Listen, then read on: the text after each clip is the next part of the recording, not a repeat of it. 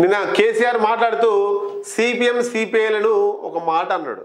దానికి సిపిఎం రాష్ట్ర కార్యదర్శి సిపిఐ రాష్ట్ర కార్యదర్శి ఆయన కౌంటర్ ఇచ్చారు. ఏమన్నాడు మరి? కమ్యూనిస్టులు ఇక్కడ వచ్చు కాంగ్రెస్కు తొత్తులుగా మారినరు కమ్యూనిస్టులు అని కేసీఆర్ అన్నాడు. కేసీఆర్కు నిజంగా కొంచెమన్నా ఉండాలి.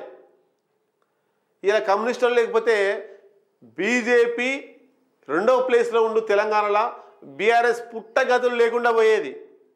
అడక తినేటోనివి కమ్యూనిస్టులు లేకపోతే. ఎందుకు ఈ మాట అంటున్నానంటే కాంగ్రెస్కు తొత్తులుగా వివరించిర్రా కమ్యూనిస్టులు ఎక్కడ వివరించారో చెప్పాలి. అంతో ఇంత నీకు సపోర్ట్ చేసిర్రు. మునుగోడు ఎన్నికలలో రాజగోపాల్ రెడ్డి కాంగ్రెస్లో రాకముందుకు బీజేపీ నుంచి వెళ్ళి ఎమ్మెల్యేగా పోటీ చేసిండు. అక్కడ పోటీ చేస్తే బీఆర్ఎస్ పార్టీ నుంచి వెళ్ళి మీకు ఎమ్మెల్యేగా అక్కడ కూసుకుంట్ల ప్రభాకర్ రెడ్డిని నిలబెట్టిర్రు. ఆయన 5,000 ఓట్లతోనే గెలిచిండు. ఆ 5,000 ఓట్లు ఎవరి అనుకుంటున్నావు? సిపిఐ సిపిఎం వల్ల కావా?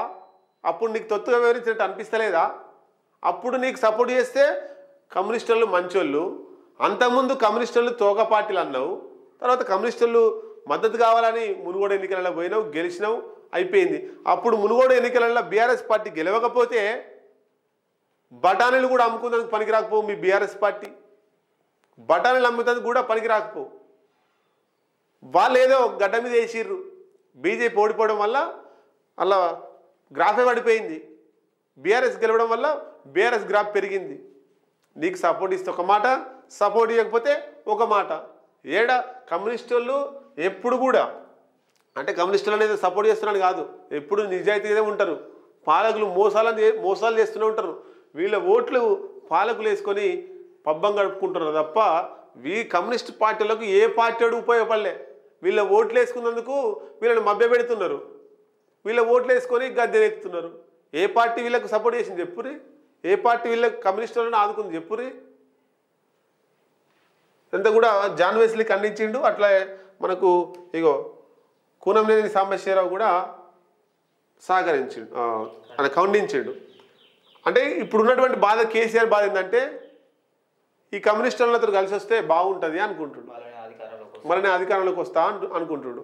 కమ్యూనిస్టులు పోరాటం చేసినట్టు ఎవరు వేయలే, కేసీఆర్ కూడా వేయలే. అన్ని దొంగ ఆందోళన చేసిండు కేసీఆర్. కమ్యూనిస్టుల పోరాటానికి కేసీఆర్ పోరాటానికి చాలా తేడా ఉంది. కమ్యూనిస్టులు 100 మంది చచ్చిపోయారు, 1000 మంది చచ్చిపోయారు. తెలంగాణ సాయుధ పోరాటంలో 1000 మంది చచ్చిపోయారు. స్వతంత్ర సమరంలో కమ్యూనిస్టులు చనిపోయారు. విద్యుత్ ఉద్యమంలో కమ్యూనిస్టులు చనిపోయారు. భూ పోరాటంలో కమ్యూనిస్టులు చనిపోయారు. నీ టీఆర్ఎస్ లీడర్ ఒక్కడు చనిపోయాడు చెప్పు? ఏదైనా